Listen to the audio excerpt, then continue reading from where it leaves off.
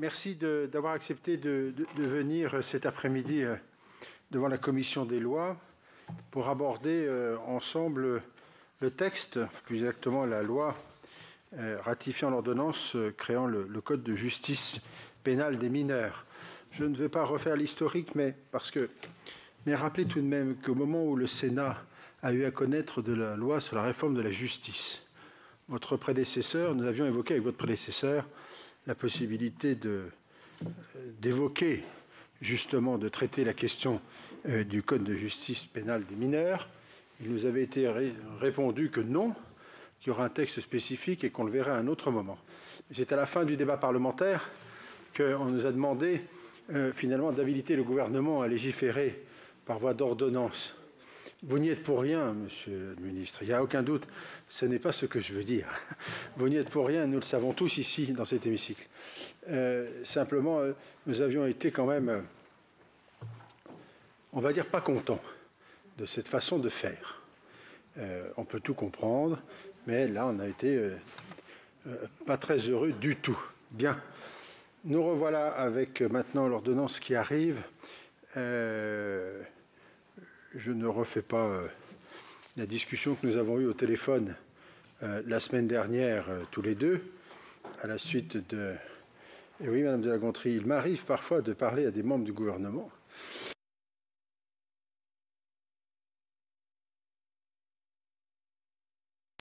Juridiction en prévision de la mise en œuvre, je n'y reviens pas, mais voilà, on s'est expliqué.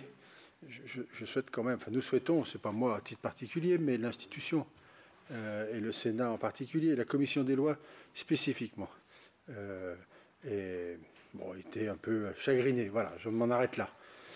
Mais en revanche, nous profitons avec beaucoup d'intérêt de cet après-midi et de votre présence pour pouvoir évoquer avec vous ce dossier sur lequel Mme Agnès Canayer, qui est ici, notre collègue, est rapporteure et aura sans doute un certain nombre de questions à vous poser. Et puis les autres collègues aussi, vraisemblablement. Je vous propose de vous laisser tout de suite la parole, Monsieur le Ministre. Et puis ensuite, Mme Canayer, puis les collègues qui le souhaiteront, naturellement. Monsieur le Président de la Commission des lois, Madame la rapporteure, Mesdames et Messieurs les sénateurs,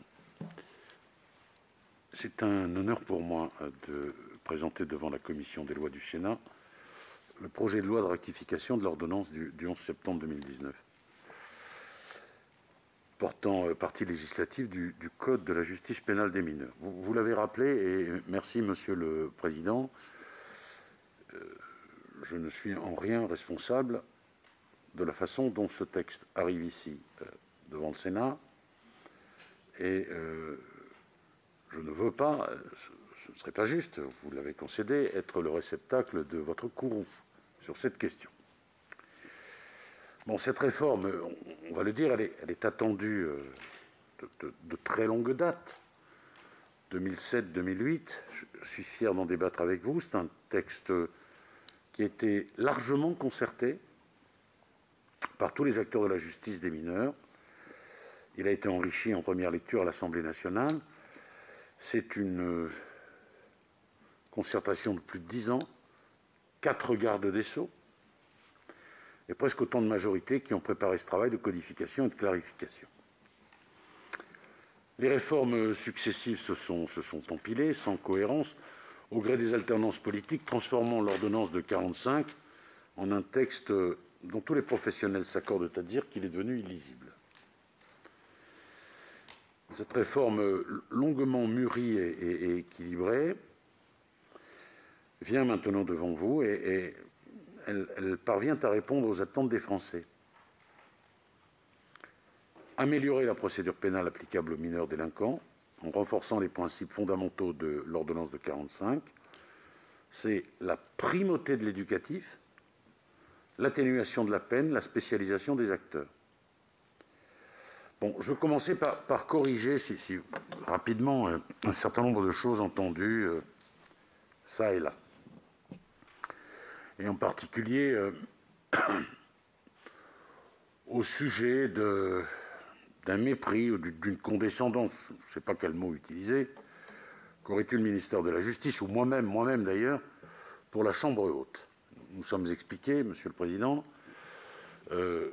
je serais sans doute amené à fournir d'autres explications, mais en réalité les mêmes, car j'ai vu que le courroux s'était également exprimé à la télévision. Et donc, j'entends vous rassurer. L'un des griefs, l'une des préoccupations, qui est celle que j'ai entendue à l'Assemblée nationale, et que j'entendrai certainement ici au Sénat, c'est est-ce que les juridictions sont prêtes, au fond? Alors, je vous répondrai complètement en termes de moyens, en termes d'analyse que j'ai demandé à mes services, juridiction par juridiction. Et donc, on a souhaité prévenir les juridictions de la première mouture du texte, en ajoutant, j'espère que tout a été lu, je suis même convaincu que tout a été lu, que le travail au Sénat devait intervenir. Alors, on a dit que c'était une circulaire Canada Dry. Je vous ai dit, Monsieur le Président, que vous aviez raison. Une circulaire qui a vocation à prévenir les professionnels de ce qu'un texte va arriver. Il sera évidemment amodié, transformé. Vous ferez le travail législatif que vous avez à faire. Et je l'écris dans cette circulaire.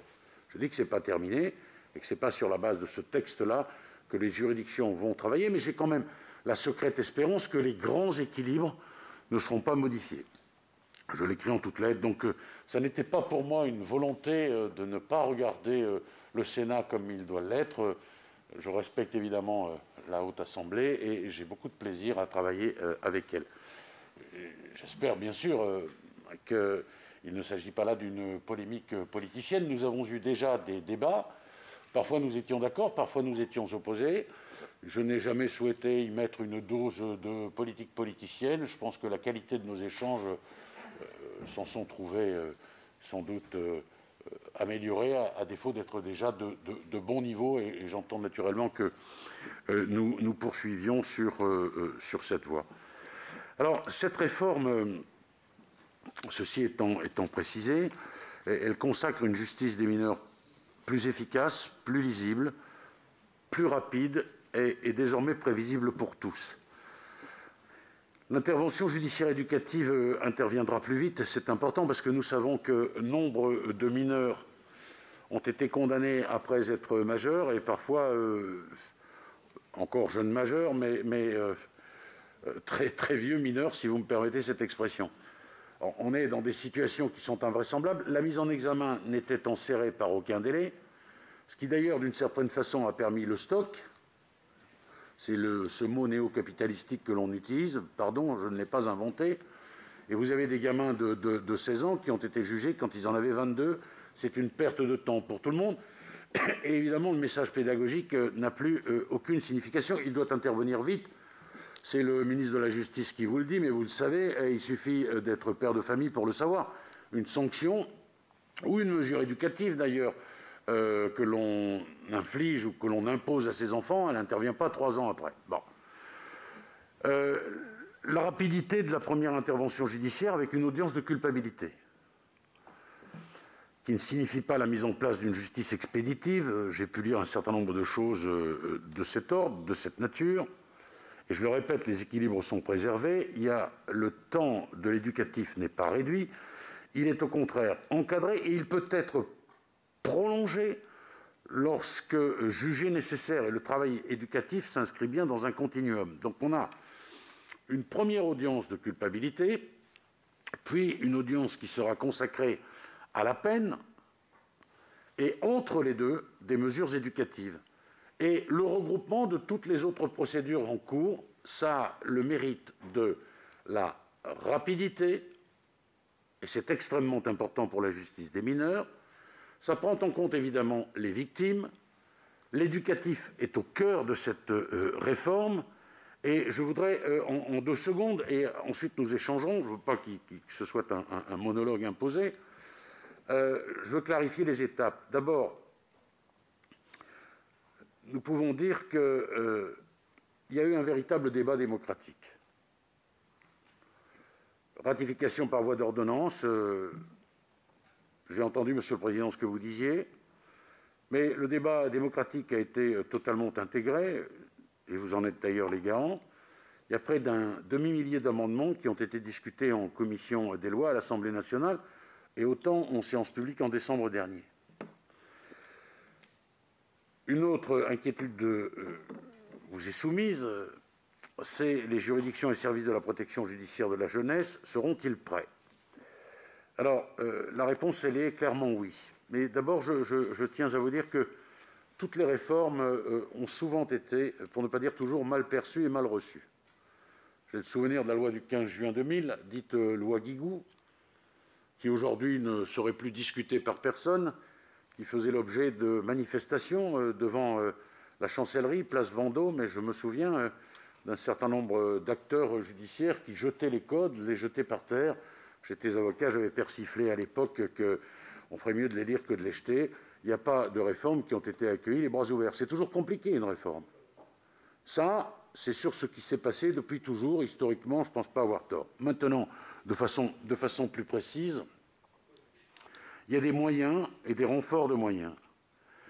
Nous avons, dans les juridictions, d'abord l'expertise des services. Il y avait une dizaine de juridictions qui se trouvaient en fragilité. Elles ont été analysées, d'abord répertoriées, analysées.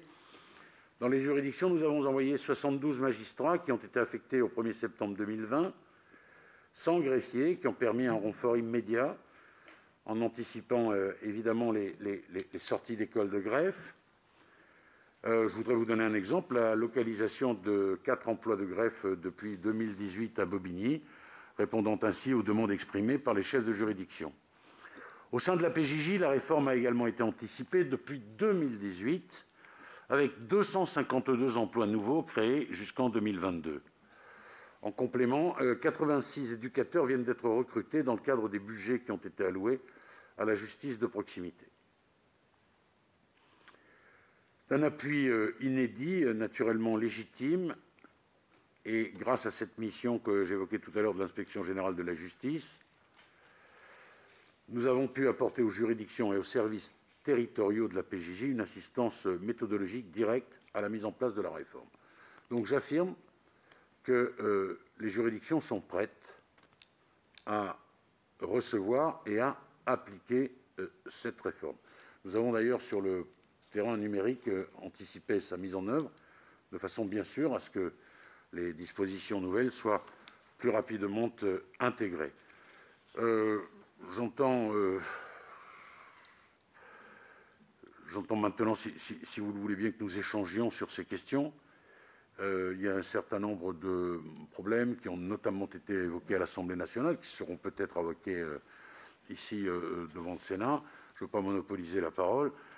Notre temps est un peu compté, Monsieur le Président, si je comprends bien. Donc je souhaite plutôt, et si vous le voulez bien, que nous échangions sur les équilibres nouveaux apportés par cette loi. Et je suis à votre entière disposition pour répondre à toutes vos questions.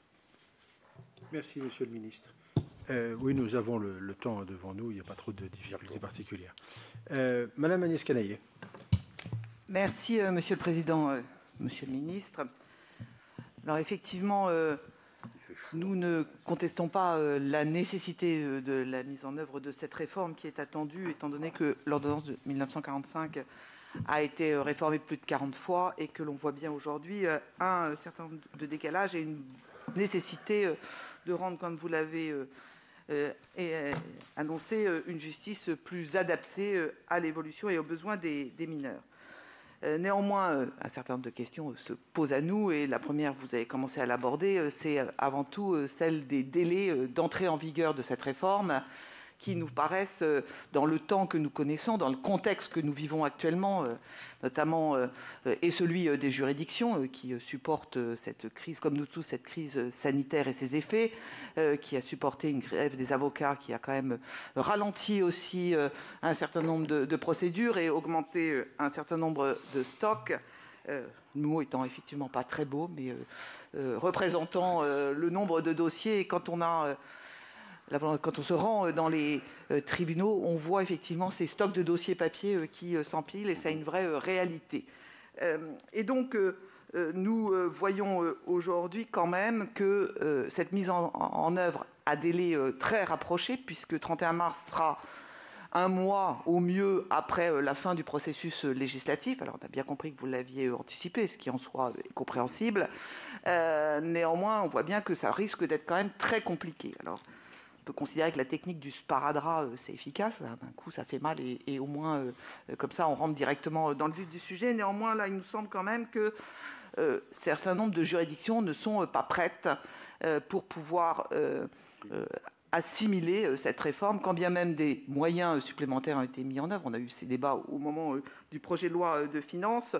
Néanmoins, on voit qu'il y a quand même encore un certain nombre de juridictions qui sont en fragilité et pour lesquelles ça risque d'être compliqué dans ce délai raccourci de mettre en place. Non seulement parce que tous les stocks ne seront pas apurés, parce que la période de transition, au moment où il faudra pour ces juridictions assimiler deux procédures, l'ancienne et la nouvelle, n'est pas forcément toujours bien encore préparée techniquement et même juridiquement, parce qu'on sent que la formation et l'information, voire l'information pour certains acteurs de cette justice des mineurs n'est pas tout à fait encore assurée et pas complètement affinée. Et on voit surtout que les moyens informatiques, vous l'avez évoqué, notamment Cassiopée, est loin d'être au point. On le sait pour d'autres réformes, que la difficulté, notamment que ce soit la réforme du divorce ou celle du bloc-peine, reste encore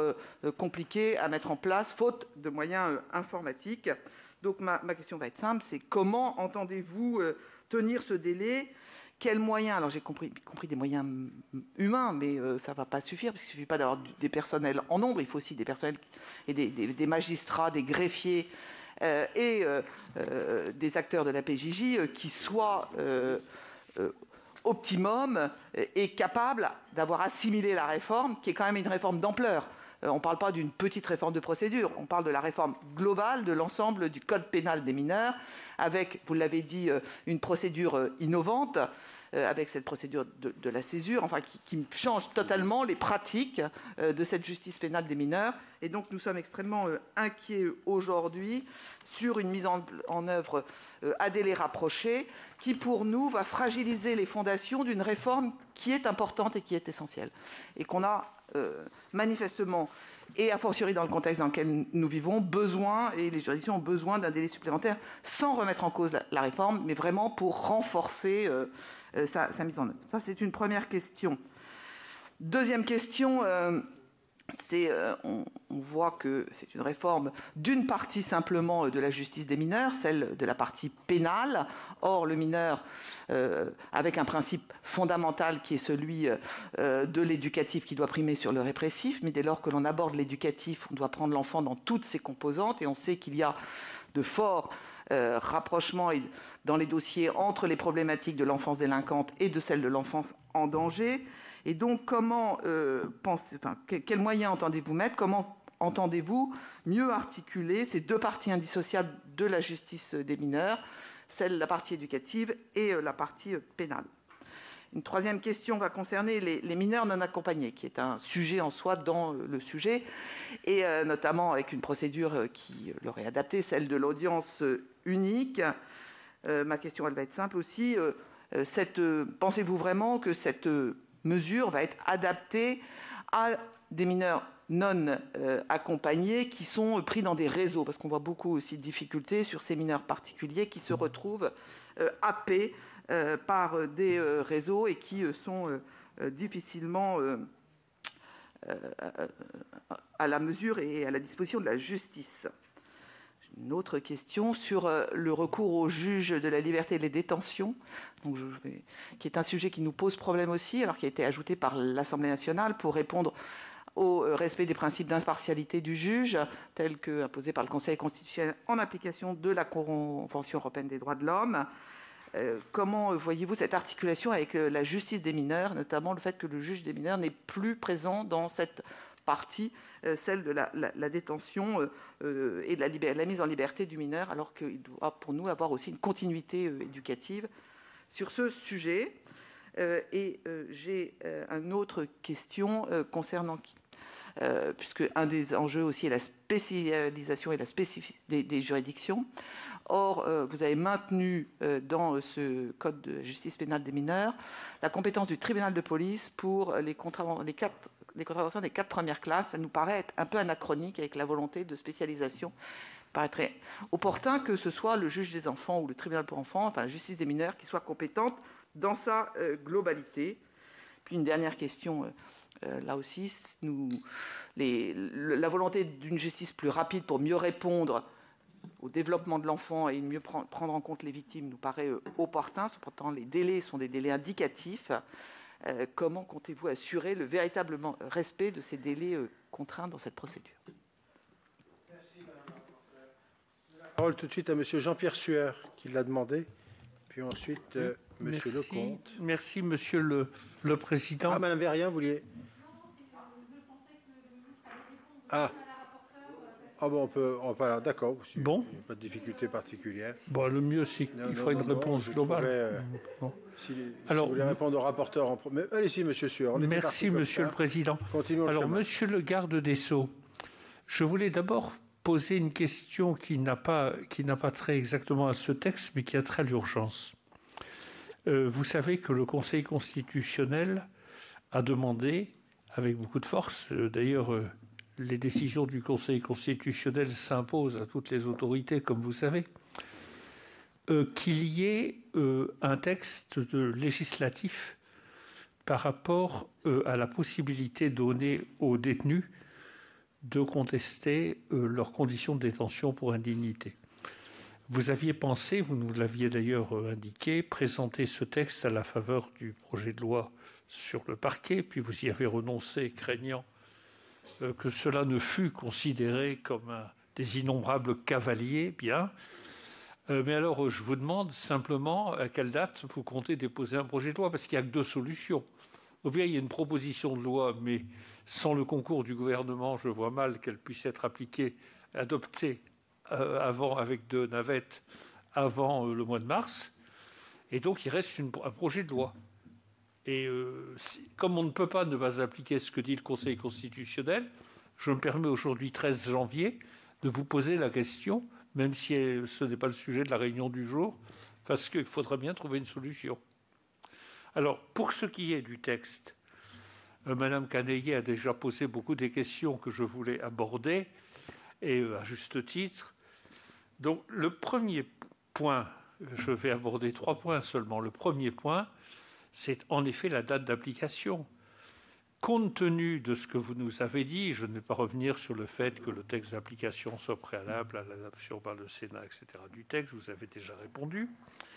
Est-ce qu'il ne serait pas sage de reporter la date d'application, tout simplement, de quelques mois, pour le moins, de manière à ce que les différentes personnes responsables de ce sujet dans les juridictions puissent se préparer. Deuxième question. Nous avons longuement parlé l'autre jour avec Jean-Pierre Rosenzweig, qui nous a d'ailleurs dû parler en bien de vous, Monsieur le ministre. Mais il nous a dit de toutes les manières possibles qu'il était vraiment incompréhensible que l'on ne pose pas l'irresponsabilité pénale des mineurs de 13 ans. Vous savez, ce débat sur la présomption simple à laquelle vous tenez beaucoup, si je comprends, vous tenez dans ce texte, je ne sais pas si vous y tenez beaucoup, ou irréfragable. En tout cas, quand on regarde la Convention internationale des droits de l'enfant que vous connaissez, ce serait quand même pas mal qu'on soit en conformité avec elle, ou avec aussi ce que dit la Cour européenne des droits de l'homme. Donc, sur cette... Oui, enfin, ce qu'elle dit, bon, d'accord, mais vous allez répondre, Monsieur le ministre, justement, autrement que par votre port de tête, très, très harmonieux d'ailleurs, c'est très bien. Mais toujours est-il que c'est la deuxième... Cette question-là, vous le savez, se pose de manière centrale.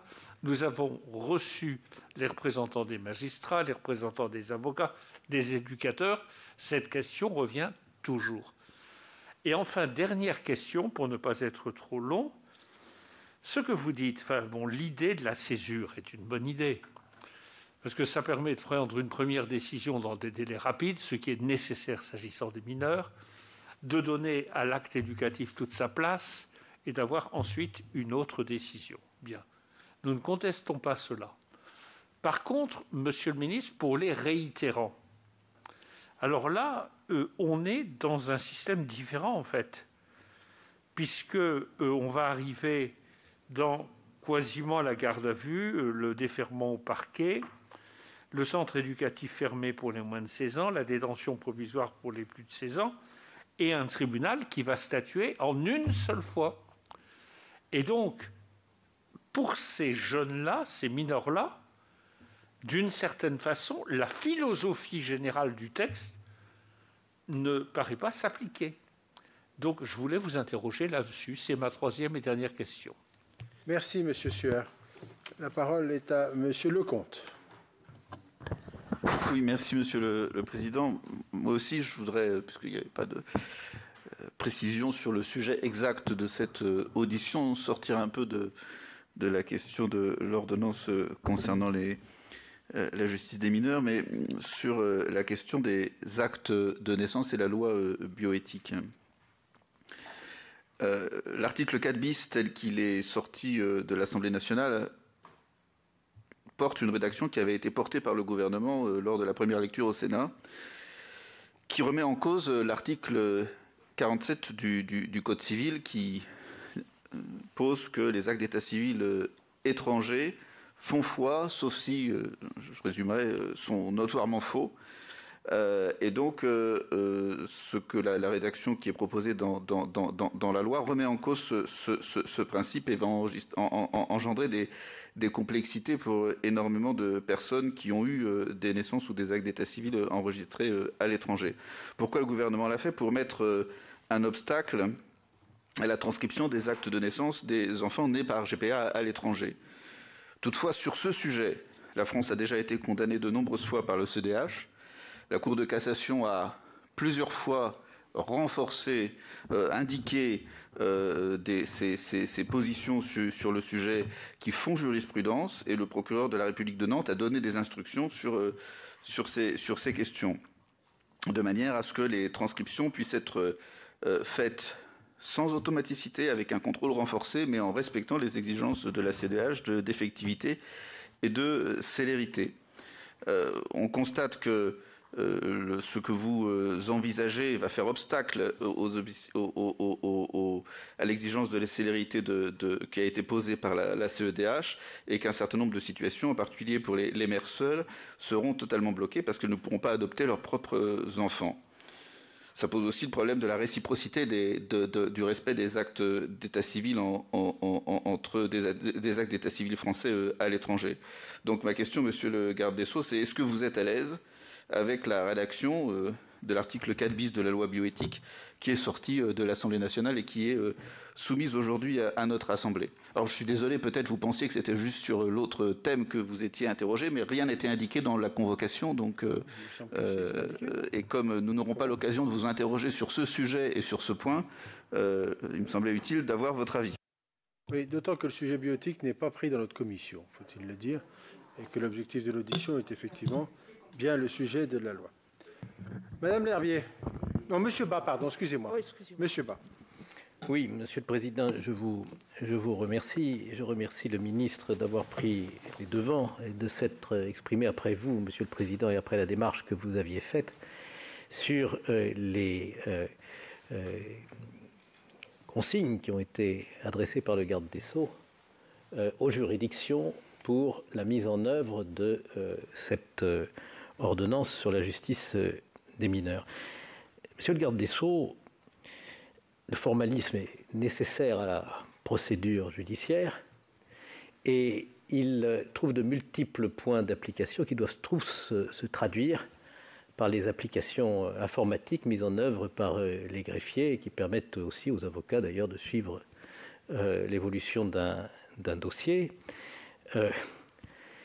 Si on règle dans les détails la mise en œuvre de l'ordonnance avant le vote du Sénat, et quelles que soient quelles que soient les précautions de langage que vous aurez prises, on risque de se trouver quand même dans une situation où vous viendrez nous dire, dans quelques jours, que vous ne pouvez pas accepter des amendements même bons du Sénat parce que vous ne pourrez pas tenir votre calendrier s'ils sont acceptés. Et nous avons le sentiment, comprenez-le, je vous explique que notre motivation est une motivation, au fond, de qualité du débat parlementaire et de respect du débat parlementaire, et non pas une préoccupation, mais vous ne m'en avez pas accusé, et vous n'en avez accusé personne, de politique politicienne. Si nous ne pouvons pas amender ce texte parce que les consignes ont déjà été données pour son application dans un délai très rapproché, ou si nous n'arrivons pas à un accord en commission mixte paritaire après nos amendements pour ce motif, qui pourrait être un motif non dit, eh bien, je regrette de vous dire que ça constitue quand même un problème pour les relations entre le Parlement et le gouvernement. Alors, j'espère, je ne sais plus comment on dit en français, que ce n'est pas du wishful thinking que d'espérer une application de ce texte si protéiforme, si important, si ambitieux, dans un délai aussi rapproché après le vote du Parlement. Et je m'associe à l'interrogation de notre collègue Jean-Pierre Sueur et d'autres collègues d'ailleurs sur ce point, parce que je crois que quand on fait une réforme aussi importante, il faut qu'il ne manque pas un bouton de guêtre. Je comprends que vous avez voulu travailler en temps masqué, je ne vous le reproche pas. Au fond, vous avez sans doute eu un souci d'efficacité, mais il vient percuter le débat parlementaire dans des conditions qui sont tout à fait inhabituelles, je tenais à vous le dire. Merci, M. Bas. Madame L'Herbier. Oui, Monsieur le Président. Monsieur le garde des Sceaux, je voudrais revenir sur l'urgence. Vous avez dit intervenir vite dans le monde de la jeunesse, et bien sûr, ici, nous en sommes tous absolument convaincus. Tout à l'heure, Monsieur le ministre de l'Intérieur nous a confirmé les chiffres dramatiques d'augmentation de maltraitance, de violences intrafamiliales. Ces chiffres nous avaient déjà été présentés par les gendarmes, par les procureurs, pendant la période de confinement. Ces chiffres, dans certains départements, sont extrêmement violents, sont extrêmement importants. Je suis du Nord et vous en savez quelque chose. On a un département qui est extrêmement touché par cette forme de violence familiale. Alors, je voudrais revenir sur un cas, les suites dramatiques de ces réitérations de violence et ces formes d'impunité qu'on rencontre vis-à-vis des parents, quelquefois, peuvent être à l'origine de bien des déstructurations d'enfants. Alors aujourd'hui, on parle de code de justice des mineurs. Ça m'est pour moi toujours extrêmement douloureux qu'on puisse s'intéresser aux jeunes quand ils deviennent délinquants. Je trouve qu'on aurait pu le faire bien en amont pour éviter justement d'en arriver là. Des carences éducatives, certes, si ça peut y remédier, tant mieux. Mais quand on pense que dans la période de détresse de ces enfants, les services d'AEMO sont surchargés, que les services de placement d'enfants sont retardés, et il y a beaucoup de signalements qui ne donnent pas suite. Bien sûr, ce n'est pas systématique, les enfants qui sont en détresse ne deviennent pas délinquants, heureusement. Mais si on peut les sauver, pour en sauver certains, je trouve que c'est notre responsabilité d'élus, notre responsabilité de juristes. Alors, quand on voit aussi que, quand j'étais adjointe à la sécurité, je mettais en place des chantiers de tiges, les jeunes qui venaient dans ces chantiers, la plupart du temps, c'était la première fois qu'on s'intéressait à eux. C'est la première fois qu'ils pouvaient montrer qu'ils servaient à quelque chose, qu'ils savaient faire des choses. Et je trouve que c'est bien gênant d'associer la sanction à l'éducatif. Il aurait fallu le faire en amont avant qu'ils ne passent à l'acte. Les services de PJJ, quand on les alertait sur des cas de détresse, la plupart du temps, ils étaient très récalcitrants à venir participer à nos réunions de police, etc. Et je trouve que c'était bien gênant. Ils avaient une suspicion de se dire « Oh, les élus, ils vont forcément tenir avec les jeunes et ils vont forcément être nuisibles aux jeunes ». Et ils ne faisaient pas confiance. Et ça, je trouve que c'est extrêmement dommage, parce qu'il faut que ça soit unanime, que tout le monde soit solidaire pour sortir les enfants quand ils peuvent en être sortis de ces phénomènes. Alors bien sûr, le code, il faut après être sévère, c'est tout. Ils sont passés à l'acte, il faut punir. Ça, je suis absolument convaincue. Mais je profite de cette rencontre pour aussi alerter sur ce qui se passe avant. Et que je trouve que c'est quand même bien dommage de laisser évoluer des choses très négativement et après de ne pouvoir que constater. Merci Madame Lherbier. Madame Vérien. Merci Monsieur le Président. Donc beaucoup de questions ont déjà été posées. Alors moi je vais aller sur une question un peu plus technique. Alors, je vais quand même rebondir je vais la faire parce que là, effectivement, tout le monde l'attend. Je vais rebondir donc sur deux remarques de notre rapporteur. La première, c'est Cassiopée sera-t-elle prêt? Bon, ça, je suis obligée de le faire. La deuxième, c'est concernant les amendes de police. Alors, je comprends qu'effectivement, les infractions de première, alors justement de 1 à 4 restent à la police. Je me demandais, parce que quatrième catégorie, quatrième classe, de première à quatrième classe, ça reste à la police, et la 5e classe passe au juge pour enfants. Si, c'est... Et donc, en fait, la 4e classe, qui semble n'être pas forcément très grave pour un adulte, pour un enfant, relève forcément d'un dysfonctionnement à minima familial, et donc mériterait peut-être de passer plus rapidement vers le juge pour enfants. Mais j'ai une question un peu plus technique. Au moment de la rédaction de l'ordonnance, vous aviez prévu dans les modules de placement qu'un enfant puisse être placé aussi à l'ASE.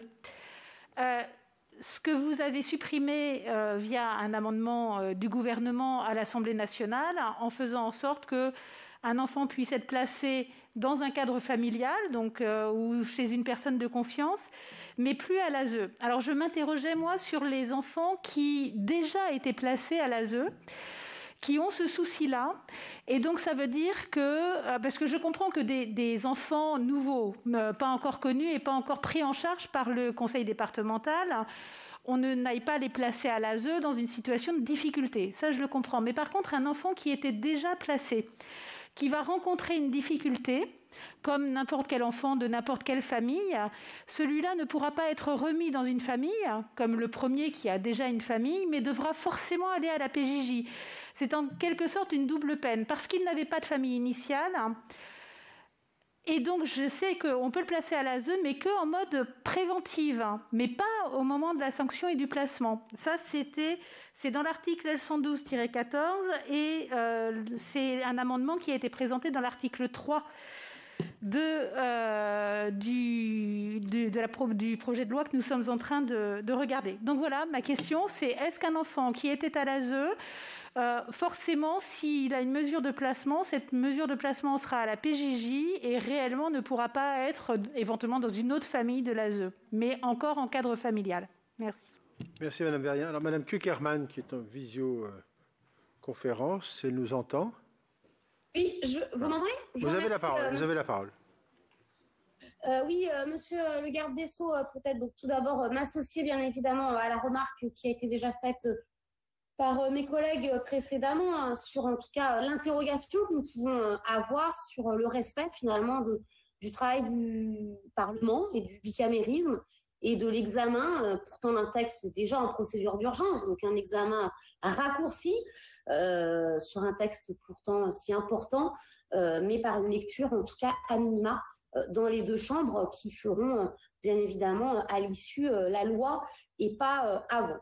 Une deuxième remarque également sur le temps imparti dans le cadre de nos travaux législatifs quand nous examinerons en séance, puisque de fait nous aurons 2 jours pour légiférer. Alors certes sur un projet de loi qui ne concentre que quelques unités d'articles officiellement, mais quand on prend l'ordonnance dans son intégralité, ce sont près de 300 articles de fait sur lesquels nous sommes amenés à pouvoir réagir. Et même si, monsieur le garde des Sceaux, j'ai entendu ce que vous avez dit dans vos propos introductifs, bien évidemment, nous sommes en semaine gouvernementale et c'est le gouvernement qui a la maîtrise de cet ordre du jour, donc peut-être pas vous personnellement et directement, mais en tout cas le gouvernement que vous représentez ici. J'avais une question peut-être assez précise et qui concerne la mise en place de ce que l'on qualifie d'audience unique Vous le savez, et chacun a pu en lire les différentes critiques, certains nombres font le parallèle avec ce que l'on appelle la comparution immédiate, notamment pour les publics majeurs. Donc j'aurais souhaité, Monsieur le garde des Sceaux, vous entendre sur comment est-ce que vous l'envisagez dans son déroulé, dans la protection tout de même des mineurs, et en tout cas comment éviter que ces audiences uniques, si elles devaient être en nombre, en tout cas importantes, empêchent la mise en place d'une justice que l'on pourrait qualifier, et je la mettrai entre guillemets à l'heure où nous parlons, puisque ça, vous pourriez me dire que c'est un a priori, mais en tout cas que certains qualifient d'ores et déjà de justice expéditive. Et je pense que bien évidemment, si nous avons tous conscience de l'encombrement des juridictions, dans leur diversité d'ailleurs, et qu'il s'agisse de juridictions de mineurs ou des juridictions de majeurs, cela en tout cas, ce désencombrement ne peut se faire au détriment des justiciables. Je vous remercie. Merci Mme Cuquin. Alors encore 2 interventions, Mme de La Gontrie et puis Mme Boyer. Merci Président. 2 points. Le premier concernant la date d'entrée en vigueur de la réforme. Vous avez dit, Monsieur le Ministre, que toute réforme, effectivement, en général, et on ne peut pas vous donner tort, rencontre son lot d'opposition et de contestation. Mais on voit bien que c'est un nombre très important de professionnels qui contestent la date d'entrée en vigueur. Et par exemple, la présidente de la conférence des procureurs généraux, le 31 mars, qui a indiqué que l'entrée en vigueur au 31 mars était un non-sens. Donc, au-delà d'une frilosité, d'un corporatisme, que sais-je, on voit bien qu'il y a cette inquiétude. Et au fond, cette circulaire traduit sans doute cette nécessité de précipitation. Parce que, autrement, je ne vois pas très bien pourquoi vous auriez eu besoin de la prendre. Et afin qu'il n'y ait pas de malentendu, il ne s'agit pas d'amour-propre du Sénat. La question n'est pas de savoir si nous sommes offusqués du fait que le Sénat a été ignoré lorsque cette circulaire a été publiée. La question, c'est la loi. Et au fond, Philippe Bas l'a très bien dit. C'est que les choses sont désormais figées, de fait. Donc, le problème est celui-là. Le deuxième point concerne plus précisément, et donc on est un petit peu hors champ du débat sur la justice des mineurs, mais c'est le calendrier qui veut cela. Je voulais savoir, Monsieur le Ministre, quelle était votre position face au fait que le procureur général près la Cour de cassation ait annoncé l'ouverture d'une information judiciaire à votre encontre devant la Cour de justice de la République après l'avis favorable de la commission des requêtes. Vous avez indiqué la semaine dernière, je résume en substance, le moment venu, je m'expliquerai. Je ne parle absolument pas du fond, mais de votre position de ministre de la Justice. Je voulais donc savoir si, de votre point de vue, c'était problématique par rapport à votre situation de garde des Sceaux, d'être l'objet d'une information judiciaire devant la CJR. Et si ça n'était pas le cas aujourd'hui, à quel stade de la procédure pensez-vous que cela deviendrait problématique pour assurer vos fonctions de garde des Sceaux? Merci Mme de La Gontrie. Mme Boyer, et puis ensuite la parole sera au ministre. Merci Monsieur le Président, Monsieur le Ministre, mes chers collègues. Beaucoup de questions que je souhaitais poser ont été posées, notamment sur Cassiopée, sur l'ASE et les mineurs non accompagnés. Mais Monsieur le Ministre, je souscris à ce qu'ont dit aussi mes collègues Jean-Pierre Sueur, Philippe Bas ou Madame de La Gontrie à l'instant, sur la position compliquée dans laquelle nous nous trouvons aujourd'hui. On le sait tous, cette réforme doit être mise en place parce que ça fait longtemps que nous parlons de l'enfance délinquante. Je partage ce point de vue. Le texte est ancien, il est difficile, il a été révisé une quarantaine de fois. Mais malheureusement, une fois de plus, j'ai l'impression que le gouvernement cherche à transformer le Parlement en chambre d'enregistrement d'instructions qui auraient été données par le président de la République. Et je m'attendais, moi, à des débats un petit peu plus fouillés, plus longs, plus ambitieux, afin d'avancer ensemble dans une seule et même direction, c'est-à-dire trouver un équilibre entre justice et fermeté. On le sait, le temps presse, et vous avez décidé que cette réforme s'appliquerait le 31 mars prochain. Et le temps presse tellement que tout pour vous est acté, puisque, si j'en crois le courrier que vous avez adressé aux professionnels de la justice, Et vous vous félicitez des modifications apportées à ce texte par l'Assemblée nationale. On s'en félicite aussi, mais nous sommes dans un régime bicaméral et on le sait, à chaque projet de loi, on nous parle d'urgence. Alors je sais aussi que la pandémie a bousculé le calendrier, mais on ne peut pas continuer à avoir ce genre de relation avec le Parlement. En tout cas, à mon sens, ça me semble extrêmement compliqué. Et c'est ni orgueil, ni aigreur de ma part, et je pense de la part de mes collègues sénateurs. Ce n'est pas ça qu'on peut exprimer, parce que le travail a été fait par mes collègues de façon approfondie, avec sérieux, avec un fort investissement. Et si vous me permettez, Monsieur le Ministre et mes chers collègues, je vous citerai une phrase de Georges Clemenceau qui aura marqué quand même l'histoire de France et l'histoire de cette très très belle maison, qui disait « Pendant une partie de ma vie, j'ai eu foi en la chambre unique, comme émanation directe du sentiment populaire. J'en suis revenu. Les événements m'ont appris qu'il faut laisser au peuple le temps de la réflexion. Le temps de la réflexion, c'est le Sénat. Et si vous me permettez, Monsieur le Ministre et mes chers collègues, je rajouterai c'est aussi la qualité d'un texte législatif qui a été remanié tellement de fois qu'aujourd'hui, compte tenu de l'ambition et de l'ampleur que chacun a exprimé, je pense que ce serait difficile pour la population, difficile pour les métiers de la justice, de travailler dans des conditions que nous craignons. Peut-être, Monsieur le ministre, c'est Madame Mercier qui a demandé la parole. Et après, vraiment, je vous donne la parole. Merci, Monsieur le Président. Monsieur le garde des Sceaux, j'aurais aimé avoir votre avis sur le discernement. Pour vous, avec votre expérience d'avocat bien connue, qu'est-ce que le discernement? Qu'est-ce que le consentement? Pourriez-vous m'éclairer sur ces deux points? Et que pensez-vous aussi de l'accompagnement des familles dans l'éducation de nos jeunes pour qu'on en arrive là? Et est-ce que vous avez quelque chose à nous dire à ce sujet? Merci, Madame Mercier. Eh bien, Monsieur le Ministre, vous avez la parole et vous seul.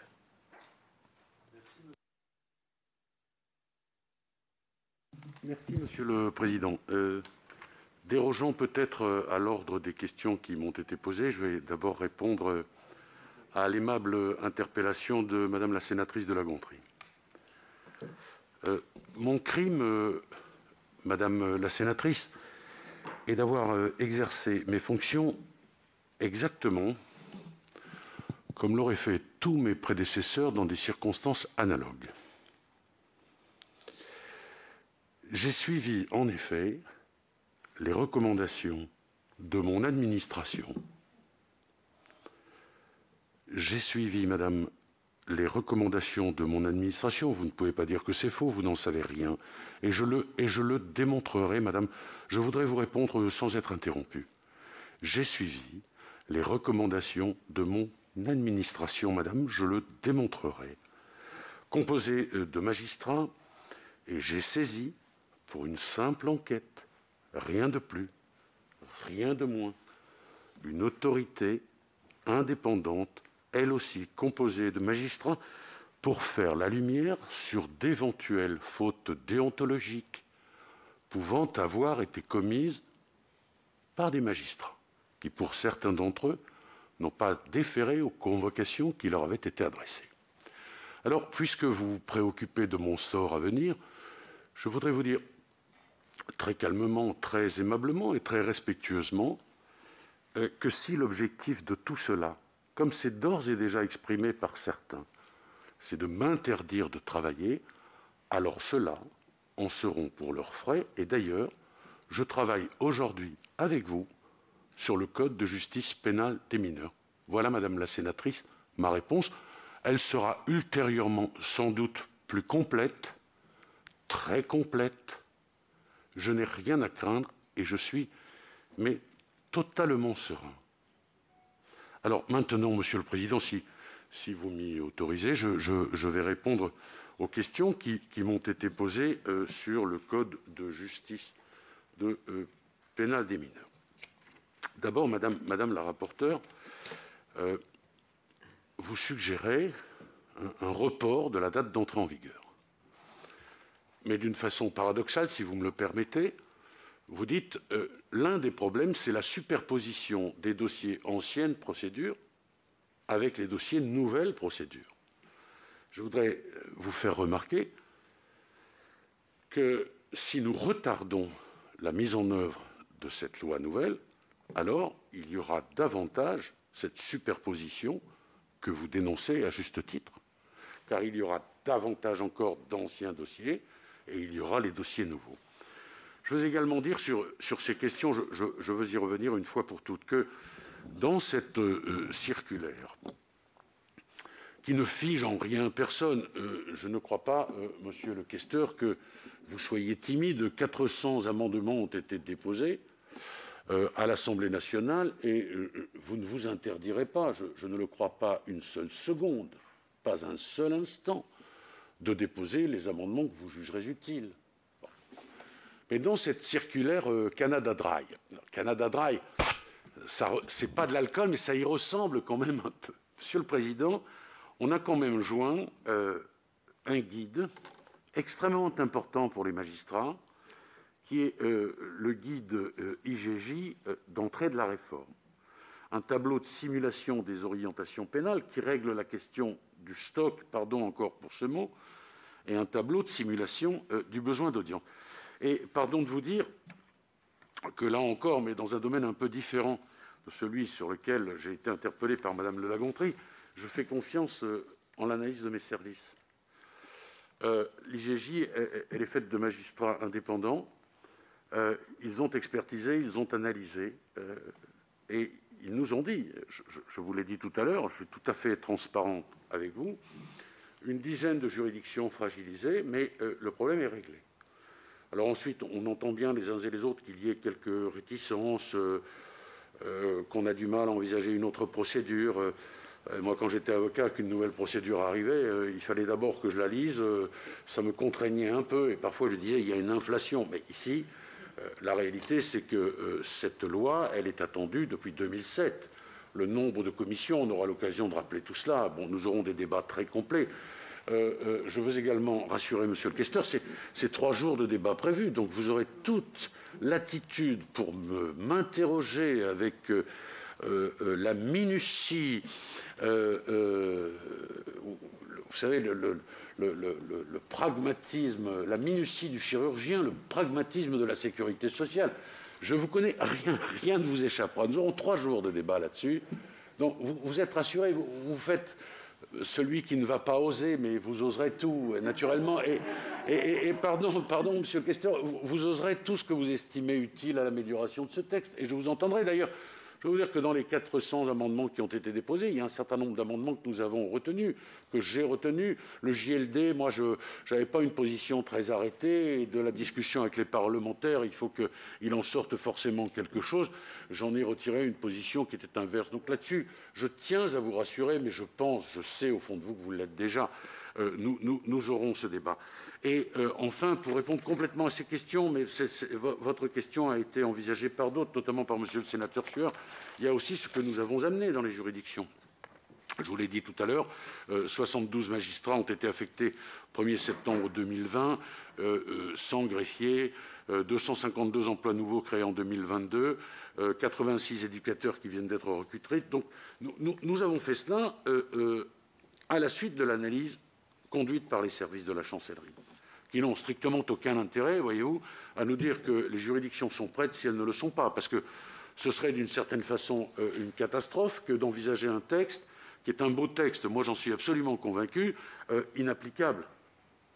Voilà, je pense, la première réponse à la question que vous posez. Monsieur le sénateur Sueur, vous êtes inquiet de ce que nous allons faire, je devrais dire de ce que nous devons faire à la suite de la décision du Conseil constitutionnel du 2 octobre. Vous savez que je souhaitais que l'on examine cette question, que pour des raisons, on va le dire, techniques, ça n'a pas été possible. Je travaille donc activement pour que nous soyons évidemment en conformité avec ce que le Conseil constitutionnel a décidé. Vous donner une date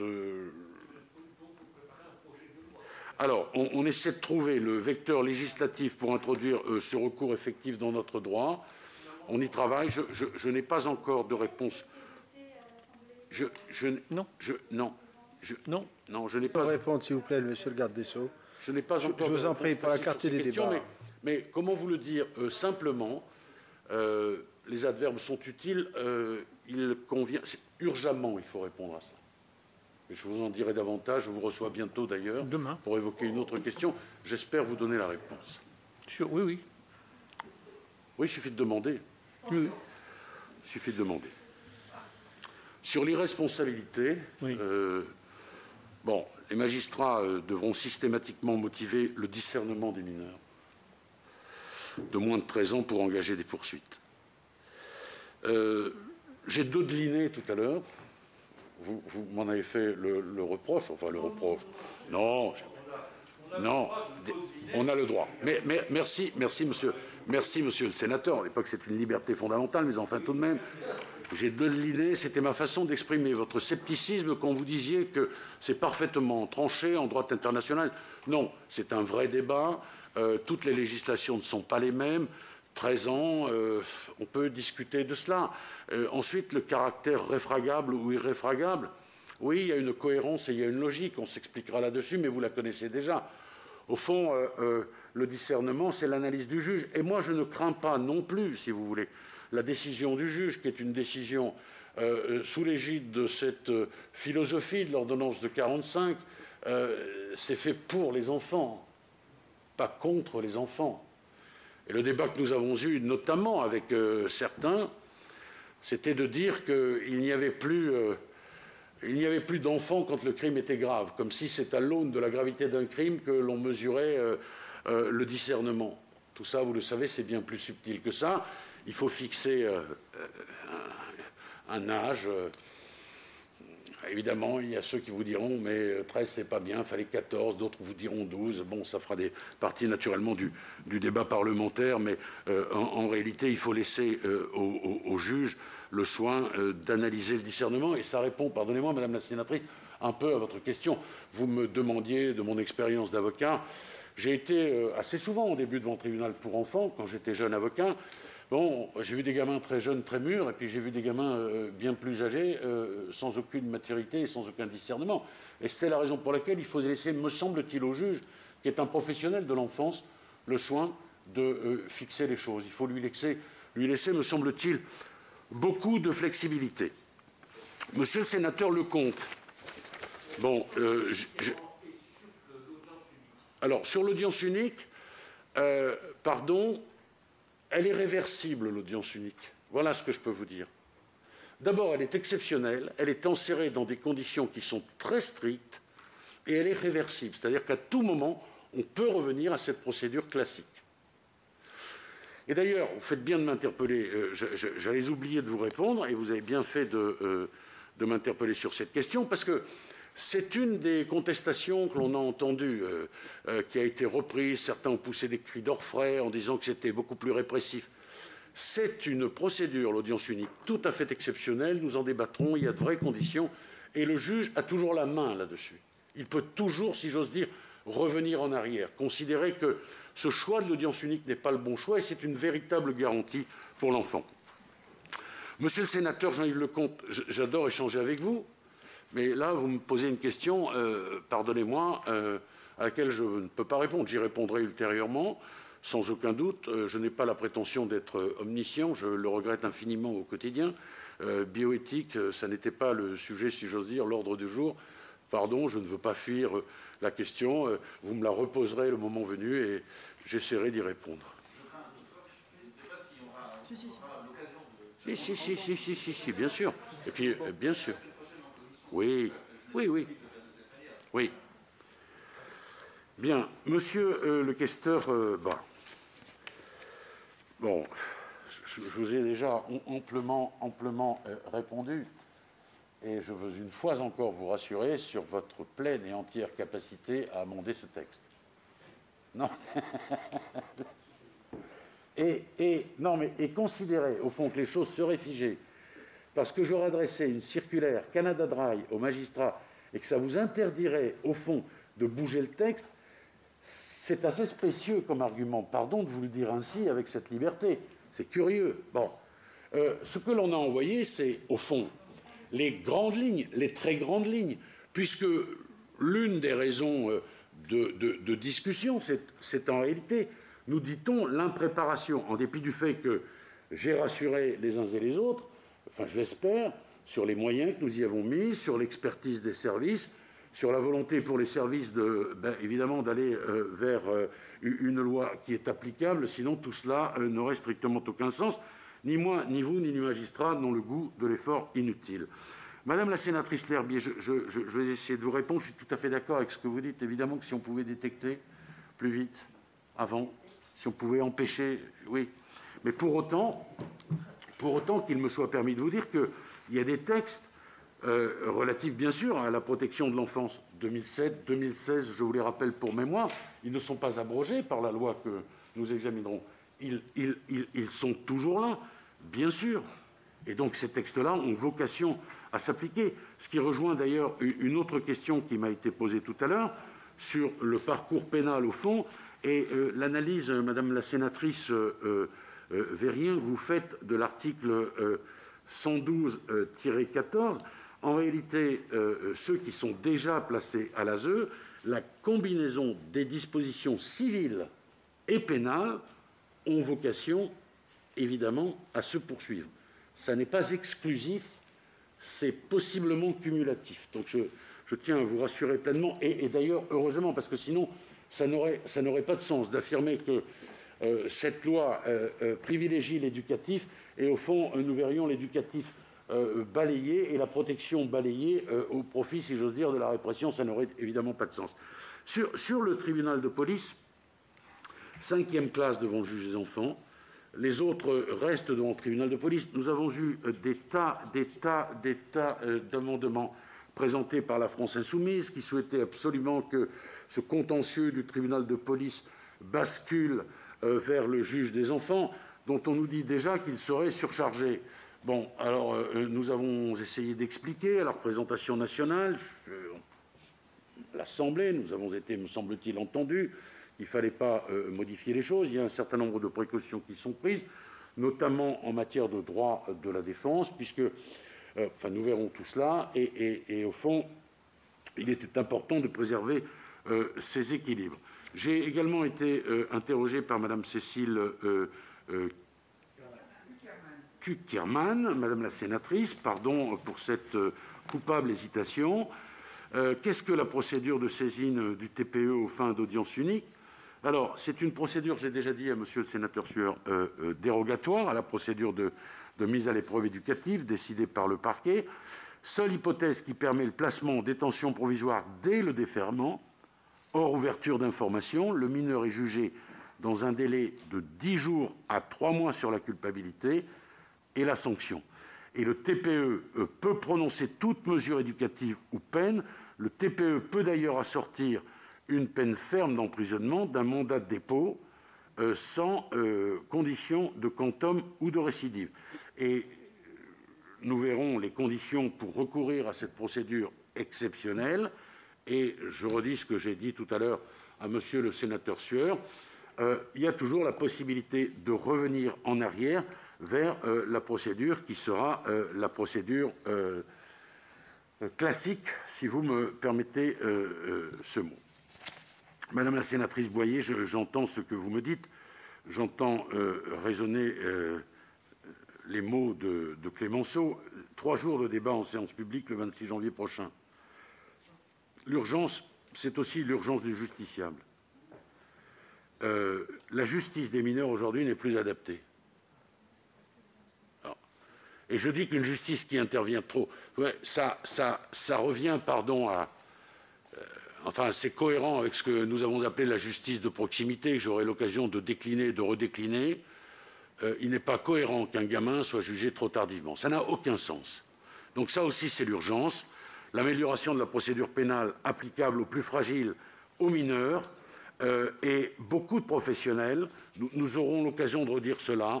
On ne va pas faire du culturisme, j'allais dire politique, en disant nous avons plus de gens favorables qu'il n'y a de gens contre. Il y a des gens contre, il y a des gens qui sont favorables.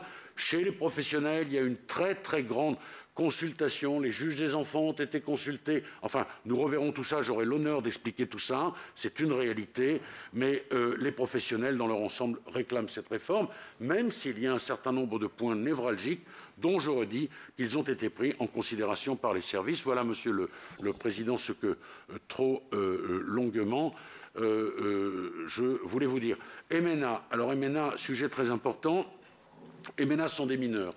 Accompagnés ou non, si vous me permettez ce raccourci, ils sont justiciables de ce code de justice pénale des mineurs. Ce n'est pas le sujet d'aujourd'hui, mais je pourrais développer bien sûr ce que, notamment, nous sommes allés faire au Maroc. Le véritable problème des MNA, c'est leur identification, parce qu'il y a des MNA qui sont des majeurs non accompagnés, et il y a des MNA marocains, par exemple, qui sont des majeurs non accompagnés, algériens ou d'une autre nationalité. Et la grande question pour nous, c'était d'obtenir un certain nombre d'assurances pour que l'on puisse identifier ces gamins, bien sûr. Et la vérification a également été conduite par les services de la qualité des structures d'accueil qui se trouvent au Maroc. Et ces structures ont été visitées, elles ont été regardées de près, ainsi d'ailleurs que le service de protection judiciaire de la jeunesse au Maroc. Et ce qui m'est revenu de ces différentes visites qui ont été faites avec le magistrat de liaison sur place, c'est que c'est de grande qualité. Mais ça change évidemment la donne si nous avons la possibilité de travailler avec les autorités marocaines sur l'identification. Donc il y a un certain nombre de choses que nous avons protocolisées et un certain nombre de techniques auxquelles nous avons songé. Par exemple, la vérification du portable. Si vous avez le préfixe marocain 20 fois jour, ben vous avez compris qu'il s'agit vraisemblablement d'un MNA marocain. Alors peut-être pas mineur, mais voilà. Et puis, nous voulons vraiment régler cette question. Mais, de façon très générale, les MNA sont justiciables du Code de justice pénale des mineurs. Enfin, le JLD spécialisé, avec des formations particulières, j'y reviendrai sans doute, parce que ça faisait partie des nombreuses interrogations qui ont été celles des députés. JLD spécialisé pour éviter justement, comment dirais-je, le procès qui pourrait être fait, procès inéquitable, dans la mesure où on a considéré, moi j'ai longuement réfléchi sur cette question, mais finalement on a considéré que c'était peut-être plus conforme à la jurisprudence de la Cour européenne des droits de l'homme. Voilà, Monsieur le Président, je pense avoir répondu à peu près à toutes les questions qui m'ont été posées. Merci, Monsieur le Ministre. Je crois que Monsieur Bas a demandé la parole. Madame Canaillet, peut-être ? Merci, Monsieur le Président. Je ne veux pas abuser de cette parole que vous me rendez. Je voudrais vous dire, Monsieur le garde des Sceaux, que j'ai mal dû formuler ma question tout à l'heure, si j'en juge par la réponse que vous m'avez faite à 2 reprises. Je n'ai pas d'inquiétude sur notre capacité à exercer notre droit d'amendement, à vrai dire. Ce droit ne nous est pas concédé par le gouvernement, nous le tirons de la Constitution.